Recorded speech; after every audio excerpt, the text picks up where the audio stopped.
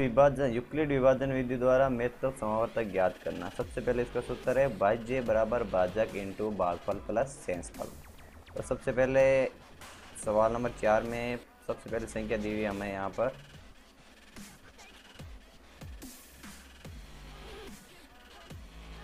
210 और 55।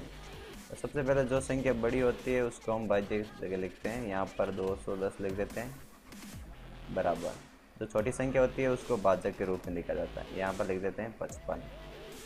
आगे सूत्र के अनुसार मल्टीप्लाई, तो यहाँ पर गुणा चिन्ह लगा दिया। अब हमें 55 को ऐसी संख्या से गुणा करना है कि हमें या तो 210 प्राप्त हो जाए या फिर इससे छोटी संख्या प्राप्त हो जाए। तो हम सबसे पहले 55 को गुणा करके देख लेते हैं। यहाँ पर हम 55 से गुणा कर लेते हैं, 3 से करके देखते हैं। 5 3 15 और 5 3 15 1 16, हमें प्राप्त होता है 165। हम इसको 4 से करेंगे तो हो जाएंगे 220, तो ये ज़्यादा हो जाएंगे। तो हम इसको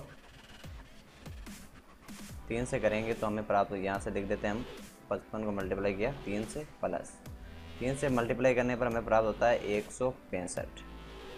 इस गुणनफल को हमें भाज्य के अंदर में से माइनस करना है, यानी 210 में से घटाना है।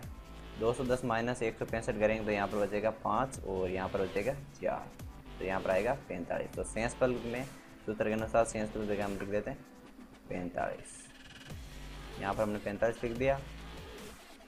जब तक हमें शेषफल शून्य प्राप्त नहीं होता है तब तक इस प्रक्रिया को हम जारी रखेंगे। तो इसके बाद में इस संख्या को हमें छोड़ देना है और ये जो भाजक संख्या है पहले लाइन में, यह इसमें भाज्य बन जाएगी। तो यहाँ पर लिख देते हैं 55 बराबर 45 हो जाएगा इसमें भाजक। और 45 को हमें ऐसी संख्या से गुणा करना है कि हमें 55 प्राप्त हो जाए या फिर इससे कम या ज़्यादा। तो 45 को हम 2 से गुणा करेंगे तो ज़्यादा हो जाएंगे, इसलिए हम इसको 1 से मल्टीप्लाई कर लेते हैं। 45 को 1 से करेंगे हमें प्राप्त होगा 45। तो यहाँ पर 55 माइनस 45 करेंगे तो पीछे बचेंगे 10, तो यहाँ पर लिख देते हैं 10। अभी हमें शेषफल 0 प्राप्त नहीं हुआ है तो यहाँ पर ये प्रक्रिया ख़त्म नहीं होगी, तो हम नेक्स्ट स्टेप लेते हैं। 45 को लिख देते हैं यहाँ पर भाज्य के रूप में और बराबर भाज्य की जगह आ जाएगा 10। इसको मल्टीप्लाई कर लेते हैं हम 4 से, हमें प्राप्त होगा 40। तो 45 माइनस 40 करेंगे तो पीछे बचेंगे 5। अभी हमें शून्य प्राप्त नहीं हुआ है तो इस स्टेप को आगे बढ़ाते हैं। तो यहाँ पर लिख देंगे, इसके बाद भाज्य हो गया 10 बराबर 5। 5 को 2 से मल्टीप्लाई करेंगे हो जाएंगे 10। 10 माइनस 10 शून्य। तो इस लाइन में हमें शेषफल शून्य प्राप्त है। जिस लाइन में हमें शेषफल शून्य प्राप्त होता है उस लाइन का जो भाजक होता है वही हमारा HCF होता है। तो यहाँ पर हमें हमारा भाजक है 5, तो इस 210 वे 55 का HCF होगा 5। इसके आंसर आ जाएंगे 5। सबसे पहले आपको सूत्र के अनुसार सबसे बड़ी संख्या है उसको भाज्य के रूप में लिखना है। यहाँ पर हमने भाज्य के रूप में लिख दिया। उसके बाद में जो भाजक है वो दूसरी संख्या छोटी वाली संख्या होगी। उसके बाद में उसको ऐसी संख्या से गुणा करना है, या तो हमें भाज्य वाली संख्या प्राप्त हो जाए या फिर इससे कम हो। इस प्रक्रिया को हमें तब तक करना है जब तक कि शेषफल में शून्य नहीं आ जाए। उसी प्रकार से हम इसके अंदर हम दूसरा सवाल है हमारे यहाँ पर। दूसरे सवाल संख्या दी गई है 420 और 130। इसमें सबसे बड़ी संख्या है 420। तो 420 को हम यहाँ पर लिख देते हैं 420 भाज्य के बराबर, और यहाँ पर भाजक हो जाएगा हमारा 130। 130 को हम ऐसी संख्या से मल्टीप्लाई करना है, ऐसी संख्या से गुणा करना है, या तो हमें 420 प्राप्त हो जाए या फिर इससे कम हो। तो हम देख लेते हैं यहाँ पर मल्टीप्लाई करके 130 को हम मल्टीप्लाई पहले कर लेते हैं 3 से। 0 3 3 9 3 एकम 3, यह हो जाए 390। यदि हम 130 और ऐड करते हैं, 4 से गुणा करते हैं, तो ये 420 से ज़्यादा हो जाएंगे, तो ये 3 ही यहाँ पर ठीक रहेगा। तो यहाँ पर हम 3 से मल्टीप्लाई कर लेते हैं। तो यहाँ पर हमें लिख देते हैं 3। तो यहाँ पर हम लिख देते हैं 3 और यहाँ पर प्लस का चिन्ह। तो हमें 3 से मल्टीप्लाई करने पर हमें प्राप्त होता है 390। तो यहाँ पर है 420। तो 420 माइनस 390 कर लेंगे तो कितने बचेंगे 30। तो यहाँ पर लिख देंगे 30। एक बार इसको वापस देख लेते हैं। 400 390 10 हो जाएंगे 400, 430 आते हैं, यहाँ पर 30 ही बचेंगे। तो इसके बाद में दूसरा स्टेप हमें फॉलो करना है, क्योंकि हमें अभी शून्य प्राप्त नहीं होता। तो इस संख्या को हम यहाँ पर छोड़ देते हैं और यहाँ पर देखते हैं 130, ये हो जाएगा इसका भाज्य, और शेष पल है वो हो जाएगा इसका भाजक। तो यहाँ पर होगा 30। अब 30 को ऐसी संख्या से मल्टीप्लाई करना है, या तो 130 प्राप्त हो जाए या फिर इससे कम संख्या। 3 से हम मल्टीप्लाई करते हैं तो 4 से मल्टीप्लाई करने पर 4 से 120 हो जाते हैं। तो यहाँ पर 4 से मल्टीप्लाई कर लेते हैं। 4 से हम इसको मल्टीप्लाई करेंगे, 4 तिया 12, तो 120, 130 माइनस 120 पीछे हो जाएंगे 10। तो यहाँ पर लिख देंगे 10। इसके बाद में अभी शून्य प्राप्त नहीं होता, इसको नेक्स्ट स्टेप में यही प्रक्रिया दोहराएंगे। यहाँ पर लिख देंगे 30 बराबर, यहाँ पर भाजक हो जाएगा 10, मल्टीप्लाई 10 को 3 से मल्टीप्लाई करेंगे और 30 आ जाएंगे, 30 माइनस 30 शून्य। तो इस स्टेप में हमें शेष पर शून्य प्राप्त हो जाएगा। तो जिस स्टेप में हमें शेष पर शून्य प्राप्त होता है उसका जो भाजक होता है वही हमारा आंसर होता है। तो यहाँ पर आंसर हो जाएगा मतलब 420 वे 130 का HCF हो जाएगा 10।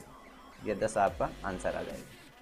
इसमें सेम प्रोसेस है, केवल आपको यूक्लिड विभाजन विधि में इस सूत्र को याद रखना है और सूत्र के अनुसार इन स्टेप को फॉलो करना है। इसी प्रकार से आपके सवाल नंबर 3 और 4 इसी तरह से होंगे, और ये जो इसमें चौथे सवाल में 6 क्वेश्चन दिए गए हैं वो सभी इसी प्रकार से होंगे। इसका एक उदाहरण हम एक और ले लेते हैं। हम उदाहरण ले लेते हैं 5वां, जिसकी संख्या ज़्यादा है। तो यहाँ पर हम लिख देते हैं 196 और इसकी संख्या है 38,220। यहाँ पर संख्या दी गई है। इसमें बड़ी वाली संख्या है 38,000, तो ये हमारा हो जाएगा भाजक, सॉरी भाज्य हो जाएगा, भाज्य बराबर भाजक है 196। ऐसी संख्या में हमें गुणा करने में प्रॉब्लम होती है। तो सबसे पहले आपको क्या करना चाहिए ऐसी संख्या में, तो यहाँ पर भाजक है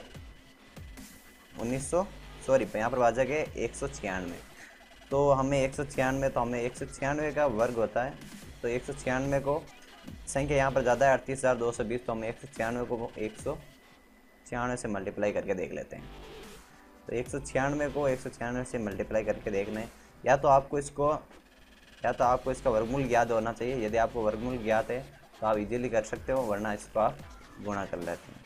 तो 196 से तो इसका वर्गमूल ज़्यादा हो जाएगा, तो हम इसको क्या करते हैं 196 से 196 मल्टीप्लाई 195 कर लेते हैं। 5 अंक 30, यहाँ पर 3 आ जाएंगे, 5 अंक 45, 46, 47, 48। तो यहाँ पर हो जाए 48, 4, 5 1 5, 5 4 9, ये हो जाएंगे 980। उसके बाद 9 से मल्टीप्लाई कर लेंगे, 9 अंक 54। तो यहाँ पर हो जाएंगे 4, ऊपर हासिल आ जाएंगे 5, 81, 5, 86। तो यहाँ पर हो जाएंगे, यहाँ पर हासिल लग जाएगा 8, 9 एकम 9, 9 एकम 9, 8 8 16 1 17। तो यहाँ पर हो जाएगा। और यहाँ पर जो सेम टू सेम संख्या लिख देते हैं 691, इनको जोड़ लेते हैं। 0 8 4 12, हासिल लगा 1, 9 और 1 10, 10 6 16 और 16 6 22, 22 का हासिल लगा 2, 7 8 9, 9 9 18। यहाँ पर 18 हासिल लगा 1, ये हो गया 3। तो ये हमें संख्या प्राप्त होगी 38,200, और हमें यहाँ पर क्या चाहिए 38,220। तो सेम संख्या हमें प्राप्त हो गई है। तो डायरेक्टली इसमें आंसर डायरेक्टली निकल जाएंगे। ये संख्या जितनी बड़ी दिख रही है उतनी कठिन नहीं है। आपको क्या करना है, पहले डायरेक्ट 10 10 के मल्टीप्लाई करने, तो आपको पता चल जाएगा कि कौन सी संख्या से इसका मल्टीप्लाई होगा। तो मल्टीप्लाई करने पर हमें प्राप्त होता है, तो यहाँ पर 0। तो इसके फर्स्ट लाइन में हमें 0 प्राप्त हो गया शेष पर। तो जो इसमें भाजक है 196, वो इसका आंसर होगा। तो इसका HCF हो जाएगा 196।